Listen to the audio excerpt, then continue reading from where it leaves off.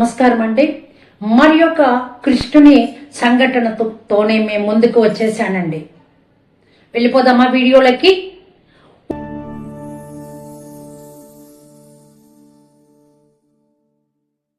ఒకసారి గరుత్మంతుడు, కృష్ణునికి వాహనమైన గరుత్మంతుడు వచ్చి కృష్ణుడు ఎదురకుండా నిలబడ్డాడండి. నిలబడి ఏమని అడుగుతున్నాడు? నాకంటే వేగంగా పయనించగలిగిన జీవి ఏదైనా ఈ భూప్రపంచంలో ఉన్నదా అని ప్రశ్న వేశాడండి. ఎవరు? గరుత్మంతుడు శ్రీకృష్ణుణ్ణి. శ్రీకృష్ణుడు ఏమీ సమాధానం చెప్పలేదండి. చిరునవ్వు నవ్వాడు. నవ్వేసి వెళ్ళిపోతున్నాడు. వెళ్ళిపోతుంటే అది విని సుదర్శన చక్రం అక్కడే ఉంది. సుదర్శన చక్రం వచ్చి ఏమడిగిందో తెలుసా? నాకంటే గొప్పదైన ఆయుధం ఈ భూప్రపంచంలో ఎక్కడైనా ఉన్నదా అని ప్రశ్నించింది. ఆ యొక్క ప్రశ్నను కూడా విన్నాడు శ్రీకృష్ణుడు. మందహాసంతో ముందుకు వెళ్ళిపోతున్నాడండి. ఈ ఇరువురు అడిగిన విషయాలని అక్కడే నిలబడి ఉన్న సత్యభామ విన్నది. విని తన దగ్గరికి వచ్చిన శ్రీకృష్ణుడితో సత్యభామ ఈ విధంగా ఉంటుంది. నాథా, త్రేతాయుగంలో నువ్వు శ్రీరామచంద్రుడుగా అవతరించావు కదా, నీ భార్య సీత నాకన్నా అందంగా ఉందా? నేను చాలా అందంగా ఉన్నాను కదా, నాకు మించి అందం ఎవరికీ లేదు కదా అని అడిగింది. దానికి కూడా శ్రీకృష్ణుడు మందహాసంతో ఒక చిరునవ్వు నవ్వి వీరికి తెలియవచ్చేటట్టుగా ఒక పాఠం నేర్పాలి అనుకుని మరల వెనక్కి వచ్చాడండి. వెనక్కి వచ్చి గరుత్మంతుడిని పిలిచాడు. గరుత్మంతుడు వచ్చి వాలాడు. వాలంగానే గరుత్మంతుడితో శ్రీకృష్ణుడు ఈ విధంగా అంటున్నాడు, నీవు హిమాలయ పర్వతానికి వెళ్ళు. హిమాలయ పర్వతంలో ఒక గుహలో ఒక పెద్ద వృద్ధ వానరుడు తపస్సు చేసుకుంటూ ఉంటాడు. ఆ యొక్క వృద్ధ వానరుణ్ణి ఆయన దగ్గరికి వెళ్ళి, ద్వారకలో సీతారాములు నీ కోసం వేచి ఉన్నారు అని ఒక్క మాట చెప్పు. ఏమని?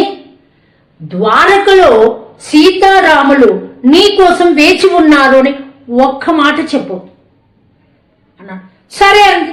వాయువేగంతో గరుత్మంతుడు వెళ్ళిపోయాడండి. ఎక్కడికి? హిమాలయ పర్వతానికి. ఆయన వెళ్తున్నప్పుడు సుదర్శన చక్రాన్ని పిలిచాడు. పిలిచి, నువ్వు వాకిలి దగ్గర కాపలా ఉండు. ఎటువంటి గొప్ప పర్సన్, గొప్పవాడు ఎవరు వచ్చినా కూడా లోనికి మాత్రం పంపబోకో అని చెప్పాడు.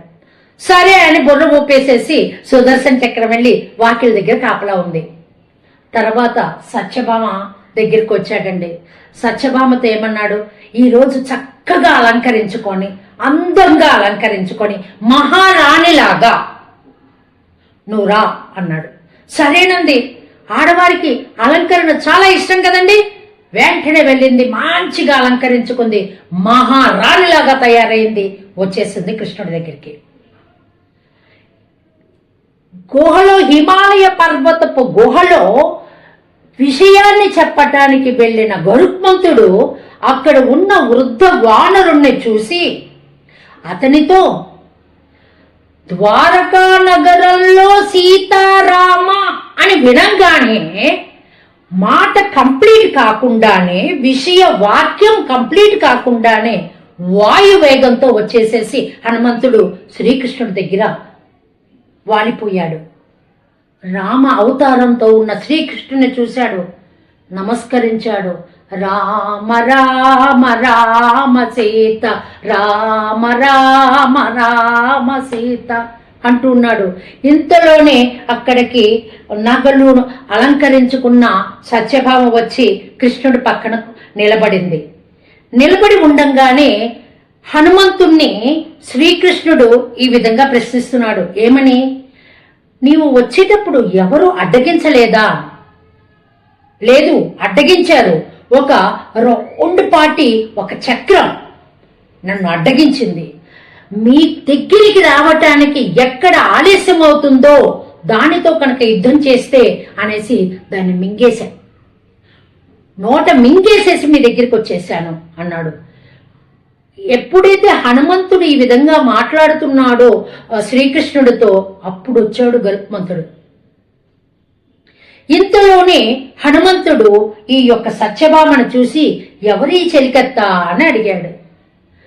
వీటన్నిటికీ కూడా శ్రీకృష్ణుడి సమాధానం చిరునవ్వే. చిరునవ్వే అనేక విషయాలకి సమాధానం ఇస్తుందండి. ఈ విధంగా సత్యభామకి, గరుత్మంతునికి, సుదర్శన చక్రానికి బుద్ధి వచ్చేటట్టుగా మీకన్నా గొప్పవారు ఉన్నారు అని తెలియపరచటాని కోసమని చిన్న సంఘటన మీ ముందు పెట్టడం జరిగిందండి. నచ్చితే లైక్ చేయండి. మీకు మరికొన్ని ఇటువంటి సంఘటనలు కావాలంటే కనుక కామెంట్ రూపంలో పెట్టండి. మీ అభిప్రాయాలే మాకు శిరోధార్యాలు. సర్వే జనా సుఖినో భవంతు. స్వస్తి.